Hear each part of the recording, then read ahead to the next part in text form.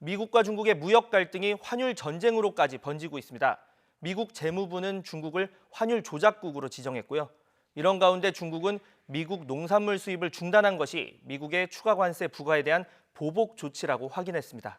국제부 연결합니다. 기정훈 기자. 예, 국제부입니다. 네, 미국이 중국을 환율 조작국으로 지정을 했습니다. 최근 위안화 환율이 떨어진 것이 영향을 줬다는 분석 나오고 있죠? 예, 그렇습니다. 미국 재무부가 중국을 환율 조작국으로 지정했습니다.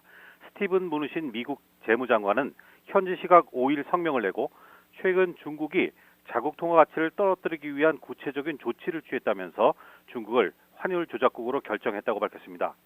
무누신 장관은 이 같은 결정은 트럼프 대통령의 권한으로 이루어진 것이라면서 중국의 불공정한 경쟁을 제거하기 위해 국제통화기금 IMF와 협력할 것이라고 강조했습니다.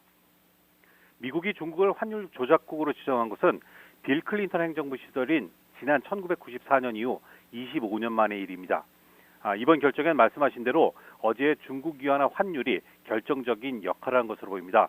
중국 위안화 가치는 어제 역내외에서 모두 달러당 7위안을 돌파하면서 사상 최저 수준으로 떨어졌습니다.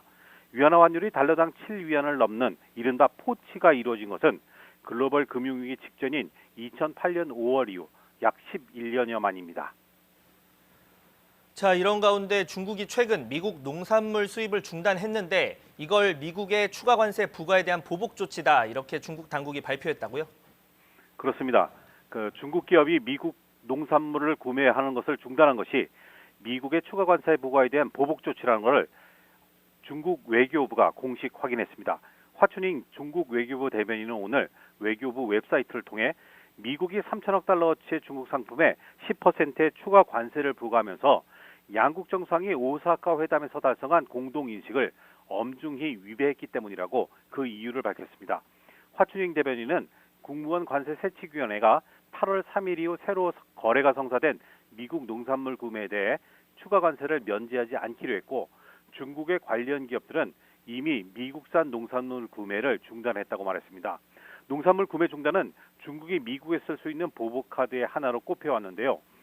이와 관련해서 중국 정부가 국유 기업들에게 미국 농산물을 사지 말라고 지시했다는 블룸버그 통신의 보도가 어제 있었는데요.